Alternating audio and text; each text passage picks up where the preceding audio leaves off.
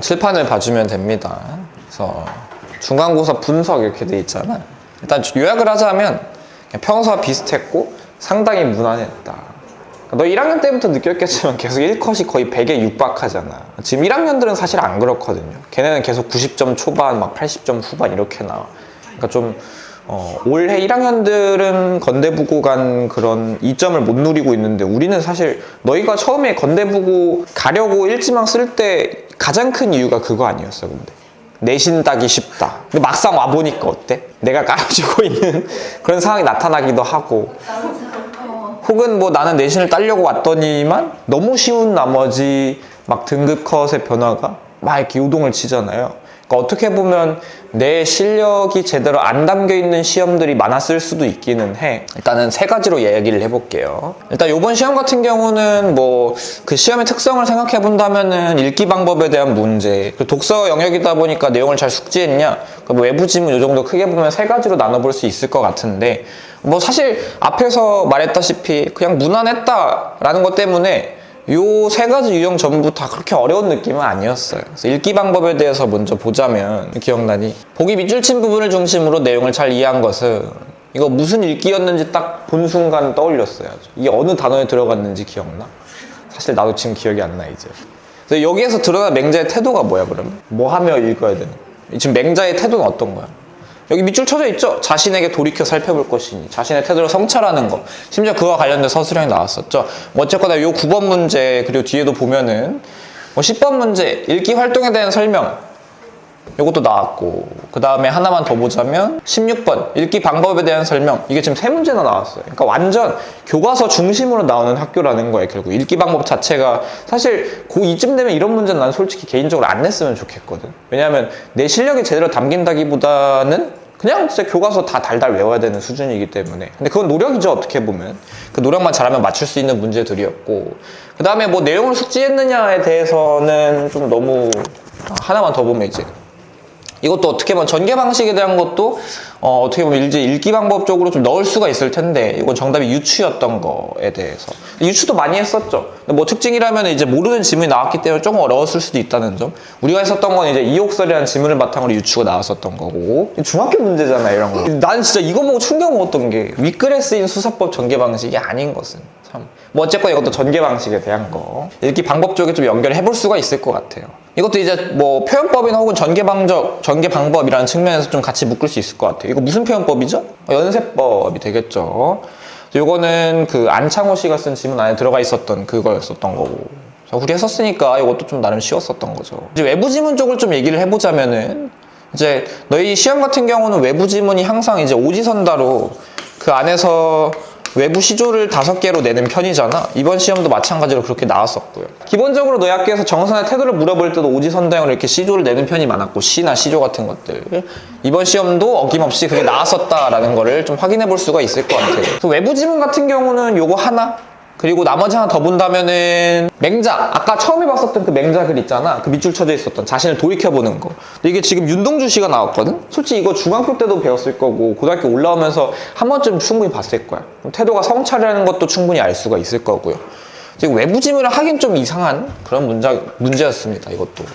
그나마 외부 지문이라고 한다면 요거 하나? 질문 자체를 보면 이제 보기에 집과 같은 시적 의미를 지닌 시구를 다해서 하나만 찾아 쓰시오. 요 보기 지문이 다와 연계됐는데 다가 뭐냐면요, 다지문은 요거 가시나무, 즉 우리 그 탱자나무 그 지문에 관련해 가지고 외부 지문은 요게 다지문이 본문에 쓰여 있었고, 근데 이것도 이제 내가 수업 시간에 얘기했다시피 외부 지문이 나온다면 어떤 방식으로든 그 탱자나무와 분명히 연관성이 있을 것이다. 그 부분을 직접 좀 비교를 해줄 필요가 있다라고 얘기를 했고, 실제로 대놓고 가시나무라는 거를 출제를 했어요.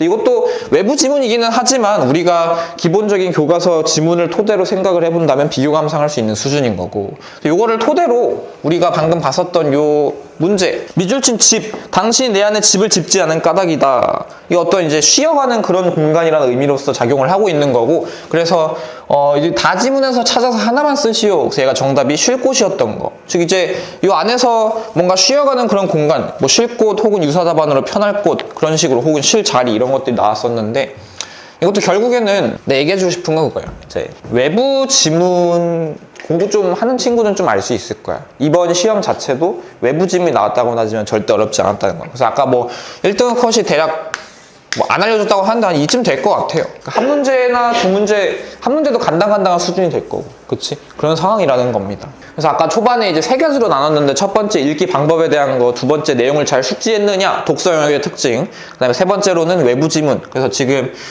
그 세 가지 중에서 첫 번째와 세 번째만 얘기했어요. 두 번째는 뺐거든? 왜냐면 내용 숙지에 대한 거는 되게 일반적이었어요. 다들 알다시피 뭐 특징적인 걸 막 하나하나 볼 필요가 없을 정도로 너무 일반적이었어가지고 그냥 생략하도록 하고, 내가 얘기해주고 싶은 거는 매번 그거야. 그러니까 이게 너희 학교는 이제 어차피 지금 2학기 중간 끝났고 거의 뭐 어떻게 보면은 고등학교 3년의 생활 동안 이제 3분의 2가 지나가는 시점이잖아. 작년부터 내 기억이 맞다면은 한 번 정도 빼고 다 95점 이상이었어. 1등급 컷이. 그러니까 다 쉬웠어요. 쉽게 말해서.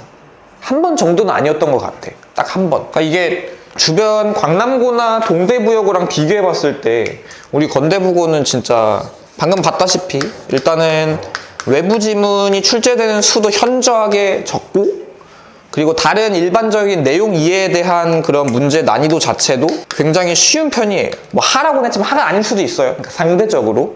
그래서 그게 충분히 시도할 만한 정도가 된다는 거야.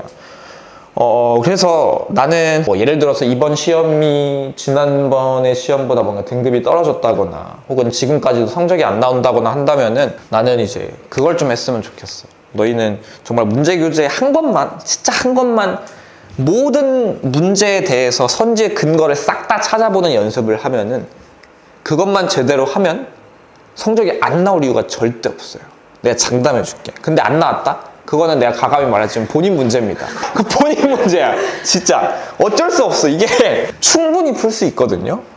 정말이야. 그래서 근데 이제 내가 좀 하나 더 얘기해 주고 싶은 거는, 보통 문제를 풀 때, 문제 교재 있는 거 숙제할 때 대충 하잖아 사실. 근데 그게 마치 실전이라고 생각을 하고 한 문제 한 문제 정성을 들였으면 좋겠어.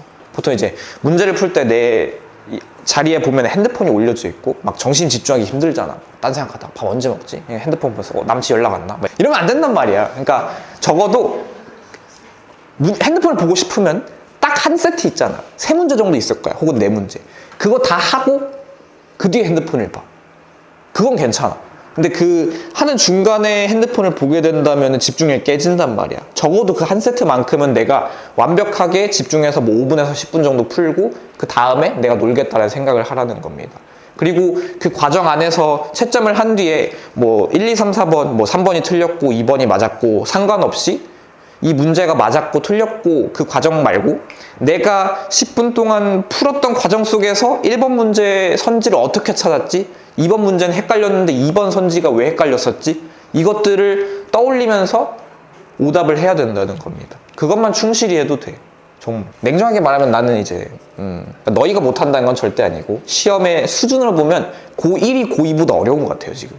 우리 학교가. 진짜. 이상해. 그래서 고1이 고2보다 어려운 느낌이야 내가 보기에. 그 정도야. 그래서 그걸 좀 감안을 해줘야 되라.